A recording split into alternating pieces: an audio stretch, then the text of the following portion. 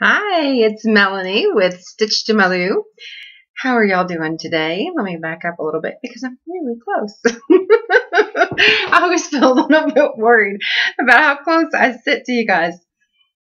Well, it is that time for me to do the 10 non-yarny things about me. So, oh boy, I've been tagged by Brenda of My Puggleful Life, and I was tagged by Laurel of the Dabbling Hook. And it took me a while to do this because I don't feel like, I think we all probably say this, I don't really feel like I have a lot of unique things to say about myself. So my life is, I don't know, not boring, but just, not really exciting either. But that's okay because I love my life. I really, really do. I have a wonderful family. My immediate family is amazing. And we'll get into that in just a little bit. So here we go. Okay. Speaking of family, my first item to talk about is that, and this is a very, very exciting thing in my life right now. I recently was reconnected with my dad after 35 years. It's a long story. I won't go into it here for the world to see, but we were separated for almost 35 years. I didn't know if he was even alive, but I found out that he was most likely alive, and I reached out to him and I said, essentially, are you my dad? And he said, I am. And the rest is history. And it's been a beautiful, what's the word I'm looking for? Reunion. There we go. I kept thinking of reuniting. Oh, now I'm going to have that song in my head. Reunited. Oh, gosh. Anyway, okay. So it has been wonderful. I've gotten to know him all over again, and he's gotten to know me and my kids and my husband. And it's just been just wonderful. Wonderful. I'm so, so happy about it. So, Dad, if you're watching, I love you. And I'm so glad that you are in my life. So that was number one. Number two is that I have been married now for 19 years to Mike. I have two children, Megan, who is 18, and my son Peyton, who you've all met, is 11. I don't know where my head was with that. And so Peyton, we are potentially getting ready to start homeschool, very likely getting ready to start homeschool. And I am nervous about that, yet I am excited and feeling more confident about it too. We have three dogs, excuse me. I have two white boxers. One is deaf. Her name is Coda. Levi, so I have a Yorkie who is blind. That's Buddy. I have Coda, who is deaf. She's the white boxer. She's really sweet. And then I have Levi, who we call him Dumb. So we have blind, deaf, and dumb. And because he walks around and he looks like he has a perpetual expression of Eeyore from Winnie the Pooh. He just looks like, woe is me.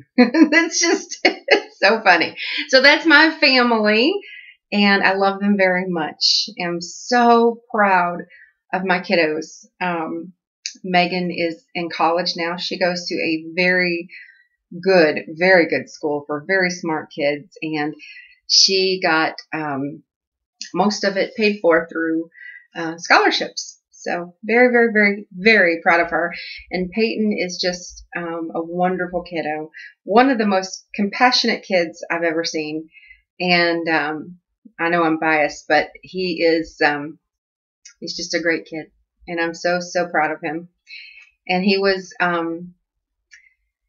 recently went to Well, anyway, I won't get into that. Okay. Number 3.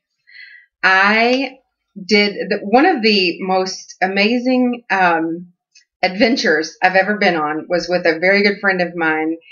We on a whim, and I do mean a whim, like it was planned within a couple of months. We went to the first inauguration of President Obama. I just called her up and I said, "Hey, do you want to do this?" And she said, "You're kind of crazy," but sure. So from Louisville to DC, you can get pretty cheap airfare. So we flew up in the morning. We took a plane. So we took a plane to not DC, Baltimore, and then from Baltimore we took a train into DC, and we went to the inauguration and had fabulous lunch, fabulous dinner. I think we had dinner. Then we flew home that night, and it was crazy.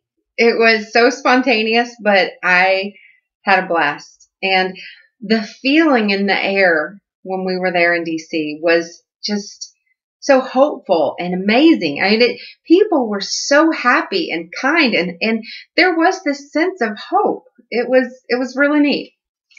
All right, so I think that was number 3. Number 4 is that I used to do a radio show on an internet radio station. It was called Mel's Place. A lot of people call me Mel, which if you want to, I'm perfectly fine with that. Sorry. I did my hair curly today. Now that it's starting to grow out, it's easier to do curly, and this is kind of what it looks like when I've let it go curly, and it is kind of crazy. But anyway, what can you do? When you have naturally curly hair, this is what you get. But it's so much easier than straightening it. So yeah, Mel's Place. I played top 40 music mostly, 80s and 90s type music, and I always had segments in my show about recipes and drinks and things like that, and I just had so much fun with it. I love being on the radio, and I really want to do it again. I got out of it because I didn't have enough time to really do it. What is behind me? Oh, okay. I was like, I kept seeing something over my shoulder, and I was like, what is that? So anyway, I just had so much fun with it. I didn't have enough time to really to do it at one point in my life because I was dealing with some stuff with my mom, and anyway, she got really sick, but things have slowed down, and I just had so much fun with it. It was a lot of fun.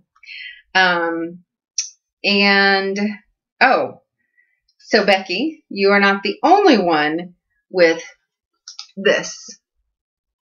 I don't know if you can see, especially over here you can see. I had half of my thyroid removed also because of a nodule. So after Peyton was born, I was still in the hospital. I started feeling like this tightness in my chest.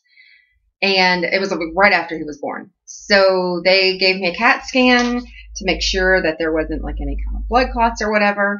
And turns out that I had a nodule on my thyroid, and they never could determine if it was cancerous or not. So they said, let's just go ahead and remove it so that we can test it and know for sure. And so they did, and it was benign, and I don't have to take any kind of thyroid medication, thank goodness. But I suspect that my thyroid is a little wonky. So my hair keeps getting in my eyes there. It's driving me nuts. Okay. That was number, oh gosh, I lost count. I don't have them. I think that was number 5. We're going to go with 5. Let's see. Number 6, I have a bachelor's degree in communication, and I have a master's degree in public health from the University of Louisville, which has the best colors, red and black. Thank you, Lori Lulu, or Lulu Lori. I always get it mixed up. Anyway, so Lori and I have a very friendly rivalry between the two schools in Kentucky, University of Kentucky, University of Louisville. I'm a Cards fan. She's a Cats fan. And I have the best colors, Lori. Just face it. But actually, we did agree. We settled on that in all actuality, purple's the best color. So we can finally agree. Oh, shoot. Okay. What was that? Crap. I'm losing count. I have no idea. Was that 5 or was that 6? Okay. We're going to go with that was 6 because I have no idea. I've totally lost count. So my public health degree, I don't currently use it. I have used it a little bit. It's mostly with health communication and informing people about health messaging, health literacy, helping people to understand health issues, that sort of thing, like smoking cessation or, pregnancy prevention, things like that. I really enjoy that. Also, as part of my degree, though, I learned a lot about emergency preparedness. When the weather or some sort of disaster, man-made or natural, strikes, we need to be prepared. And, a lot of people think of preparedness as like the doomsday preppers. And I'm not talking about that kind of prepping, but I am very, very passionate about being prepared, having at least 2 days worth of water for everybody in your home, drinking and otherwise. So it's only a couple gallons. Having some non-perishable foods, having flashlights and batteries and candles, and really being prepared, having all of your medication and important papers. And those of you, now Kayla, I am sure that you probably know exactly what I mean because you've been evacuated from your house before. Living in Louisiana, you've experienced that. So anyway, that was a long tangent just to say that I have a degree in public health. Okay, next up, we're going to say 7. Number 7 is, what did I have a very, I have a very strong fascination with New York City, Manhattan. And I guess it's because I live in Kentucky. I've not been very far out of Kentucky. I travel to Charleston, South Carolina for vacation a lot. I've been to Florida, but I haven't really been outside of the little scope that is around Kentucky a lot. I've been to Baltimore a lot. I've been to DC a lot, but I've never been up north. And maybe that's why I have a fascination with New York, but I want to go there so bad. I can't stand it. In fact, when I watch TV shows that show New York in the background, I will zone out from the show and zero in on what's happening in the background. It's weird. Like the Today Show. I love watching the Today Show. And when they show them at the desk and then the windows behind them, I'm like looking behind them trying to see. It's so funny. And my dad used to live there, so we've been talking a lot about what it was like. He lived very, very close to Macy's. And so we've talked about that. And I want to go see Ground Zero. I want to see Wall Street. I want to see the Statue of Liberty. I want to see the Empire State Building. I was going to say the Eiffel Tower. Wrong city. Way wrong. Anyway, so I have this crazy fascination with New York City. I love reading books about it, watching, or not books about it, but books that take place in it. That leads me to the next one. I am an avid reader. I read probably 2 to 3 books a week, and the reason I read as much as I do is because I listen to my books. Not only is it a visual thing, because as we've discussed, I'm blind in one eye and can't see out of the other. I love saying that because now obviously I can see out of one eye, and I just don't see all that well out of that eye even. I'm blind out of the other, but it's just a play on words. I have fun with it. I'm an open book though. You can totally ask me anything. You will not offend me. I totally don't mind answering questions. So ask away. But anyway, I read a lot. And when I say read, I mean listen. I listen to books. from Audible and from the library, you name it. And I can do it on my phone. So I listen while I cook. I listen while I clean. I listen while I crochet. I love it. So and I love all kinds of books. I especially love like murder mysteries and stuff, detective mysteries, stuff like that. I love talking about books. I love human interest stories. What was that one book? Oh, anyway, I don't want to go there because I don't know. But anyway, I love books. Love, love, love books. And I can't imagine my life without books. I've just started reading, Carrie. For the first time, I've started reading Harry Potter, the Harry Potter series. My kids have been asking me to read that for years. And I just haven't wanted to because I am not a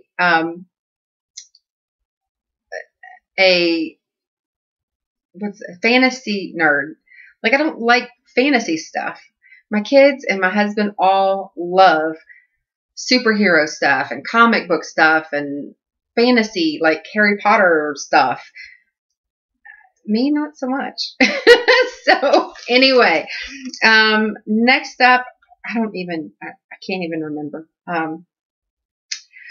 Let's see. I did that one. Okay. Oh, I like Diet Dr. Pepper is what I drink. Oops, that's not even showing you. Diet Dr. Pepper. This is my drink of choice. I would take this over a mixed drink or an alcoholic drink any day of the week. I love it. Love it, love it, love it. I have about one of these a day. I won't lie. No shame. No shame. No judgment. No shame, right? This is a judgment-free space. Or at least it should be. I love watching your all's 10 Things videos. It is so fun getting to know you guys. You are the best. I love my tribe, my crochet tribe. You guys are wonderful. And we're all so different, and yet we all have some common threads, and I absolutely love it. You guys are amazing. Amazing. There was one thing. Oh, lastly, this is the last thing because I think this is kind of funny. My name, Melanie, I was named after a singer in the early 70s named Melanie, who wrote a song that my mother really liked.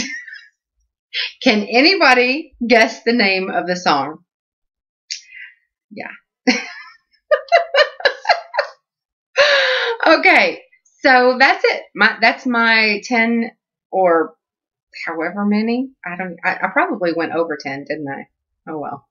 Who's counting, right? That's my 10 non-yarny things about me, and I hope you enjoyed. I'll be back. I don't really have much to show you right now. I'm still working on that infinity scarf, working on my blanket, my knitted blanket that I will be working on probably this time next year. I want to make myself a sweater. I've wanted to for a while, and I keep making stuff for everybody else. So I think I'm going to take a break on commissions and work on my sweater because it's getting cold here, y'all. It's like 24 degrees today. And I don't like to be cold. Mama don't do cold. I like to be warm. So I don't know that there's anybody left to tag. I don't know if I've heard Mimi Loves Yarn, Mimi. If she has not been tagged, tag you're it. And I don't know. I can't think of anybody else that hasn't been tagged. Cindy Hearts Crochet. Has anybody tagged you? And Becky, of course. I don't know. I guess that's it. So anyway, if y'all haven't been tagged, or if you have been tagged, I'm tagging you again, whatever. So come on, do your videos. All right, y'all have a great day. I will chat with y'all again soon. Much love and hugs. Bye.